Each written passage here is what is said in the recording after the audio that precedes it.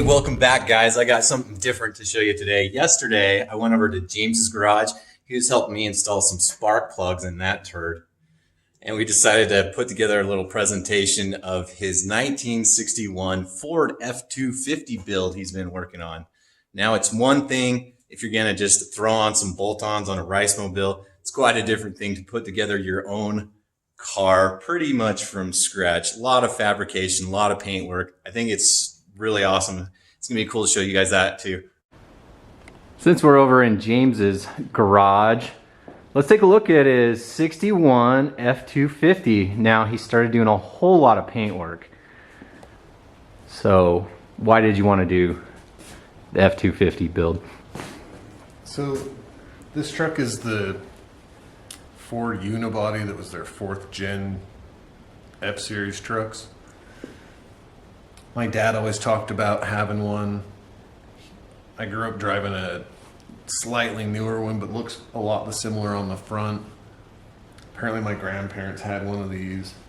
I don't know, it's always liked the way they look. I have a slight connection to them, I guess. But the body lines, the way the bed is attached to the cab, has a very unique and cool look. Heck yeah. So kind of walk us through what you've been painting so far. So all of the... Everything underneath. All the stuff you can't see if I'm driving down the road. So it had 60 years of crust and grime and tar and rubber and just crap stuck to the underneath and rust. Fair amounts of rust. And I wanted to try and knock back about as much of that as I can and try and get it to last another 60 years. Even if it's not perfect, it's a lot better. Oh, come on. It's only 59 right now. Yeah, okay. I think the paint looks great, especially the firewall. Did you do a different... Are we too backlit? No, the lighting looks okay on screen, I think. But, okay, so like on the firewall, is that a different type of paint? Is that a matte as opposed to the... It is. I put a matte clear on the firewall, and actually the inner fenders are matte clear. Mostly I just did that so that it would have a little contrast with the color. But up front, I had to do a lot of restoration. I had to recreate. From about here forward is new. It's new steps, new running boards, new body support, new toe boards, new corners. So you're saying there might have been some rust? Yeah, it didn't really attach the body to the frame anymore. It was a rough template, right? Yeah, I could literally grab this part and squeeze it and crush it. Well, let's bring it down a little bit. Show us the inside. The cab. You've done a whole ton of work.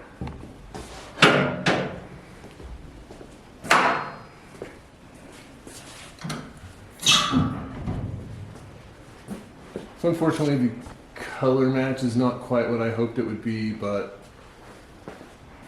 this truck's been painted several times. As long as it looks good on the inside when you're on the inside, that's fine. So it's nice and new on the inside, vintage on the outside. Yep. So that's slowly coming down. Tell us about the motor.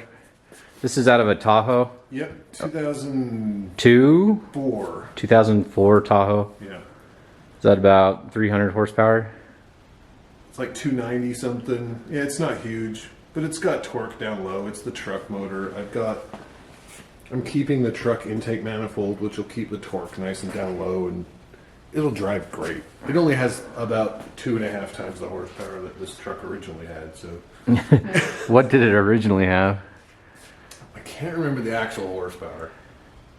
It was a 292 cubic inch Y block, which is the first Ford V8 after the flathead. It's like probably 150 horsepower or something. Yeah, like that much. So then we got the whole chassis behind you, or yes. What would you call that? Is this a chassis? Yeah, it's the frame. The frame. So all painted. Everything.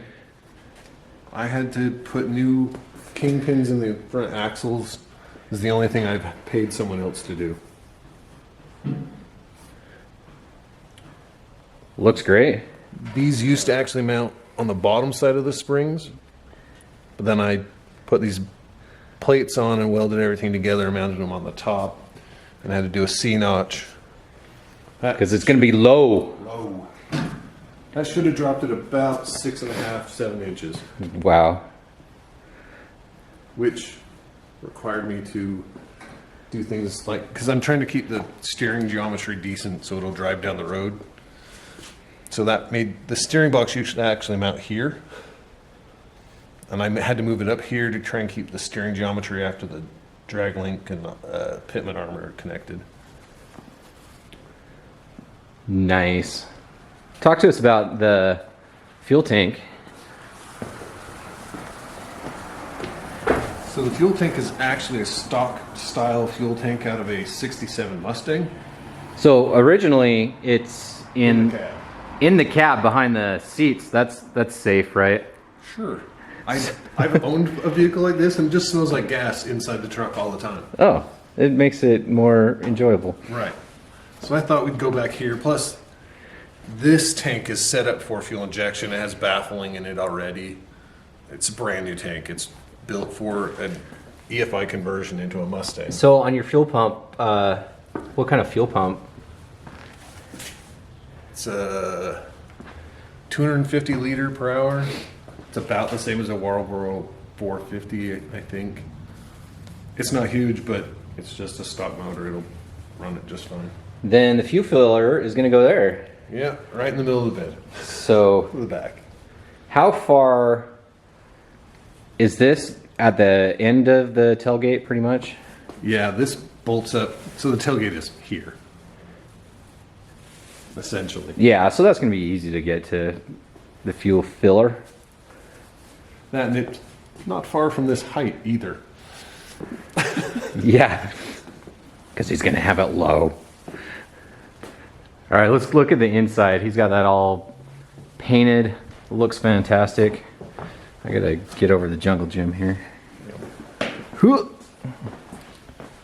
So it was, 60 years of crusty nastiness in there. So how many pieces are available from like the aftermarket? Say you are stitching in new sheet metal, like what is available and what is stuff that you had to fabricate yourself? Most of it is available. You can actually buy a whole floor pan that goes clear back here all the way forward, but it's like $2,000. That's more than I paid for the truck. But I bought the floor pan on each side. You can buy this step piece, which is good because I don't have the tooling to make this. You can buy this piece, which is also good because that would be difficult to make. So this body style, what years did that encompass? 61 to 64. So this is the first year of that body style. When I did the work, this piece wasn't available anywhere, and that support piece underneath that I had to create wasn't available anywhere. You can buy them now. They're kind of expensive. I'd probably still make them. I had to make this piece and a piece on the back side of it. Like this whole thing was just rotted out. So the cowl has these open vents up top, and it's to let air come inside the cab. There's vents in the side, on the inside, and the air can flow through when you open the little vent flaps. That also lets a lot of water and other debris in. So it comes down here, and there's a hole underneath here. I made my hole quite a bit bigger because the factory one was totally plugged up. It's a speed hole. Yeah, but that made it fill up with rot and dirt and leaves and whatever, which held water, which rusted back into this section, which rusted down through this section, rusted out all of this on both sides. And then the hardest part I had to make, it's actually on the other side, but it's this piece. This piece isn't available anywhere, and mine was rotted out up into here. So I had to go make that. So what, as far as like electrical considerations, do you have to do to make this work? Is there, what has to go in there to make this engine work? There's a couple of approaches. You can get a wiring harness for these that uses the factory ECU that only needs 4 wires to connect up to a bunch of other stuff, but that's not how I did it. Well, I mean, in 61, there was no ECU. Yeah, no, you have to have an ECU. The Tahoe ECU. Right. So I have the Tahoe ECU. It's been reprogrammed to take out the security feature stuff. But then I actually built a whole new body wiring harness, whole new harness for the dash, connected all the stuff up. I have one entire harness for the entire truck. It can actually separate out on these stupid little holes here. All the wires are going to pass through right here into some military style bulkhead connectors. Cool, cool. Are you going to use the original like gauge cluster? Yep. It will look bone stock. I have a... Did you crack it open and tidy it up? Yeah, I did. I cleaned it up.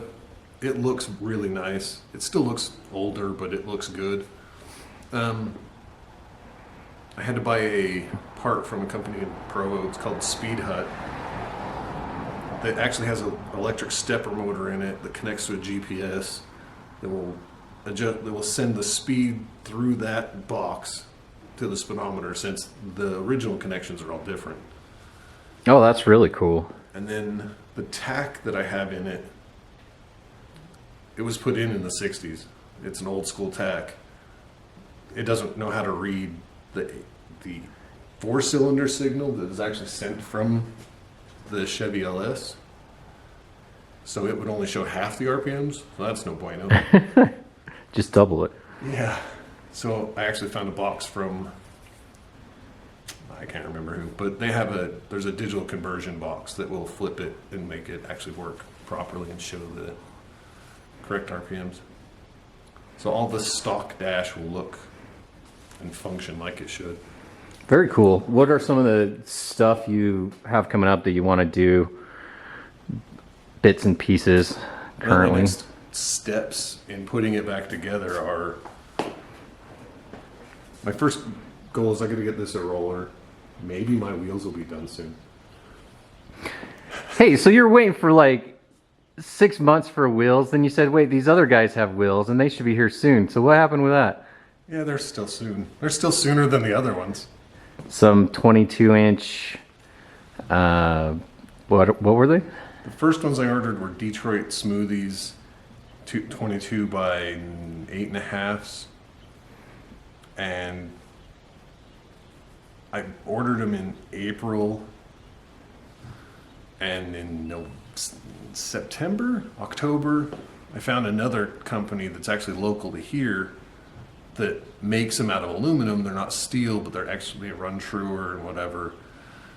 But thanks to coronavirus, shit's being held up. It's stuck at the docks in California waiting for the big billet blanks to come in so he can cut my own wheels. But at least this guy keeps talking to me. It's good to get feedback at least. Keeping me in the loop. So, yeah. Yeah, I thought this would be interesting. This project's too cool to not talk about. So we'll probably do some more updates in the future as he gets this put together. But I just think it's incredible all the work that he's done. And when you have a hobby and put your mind to it, what you can get accomplished.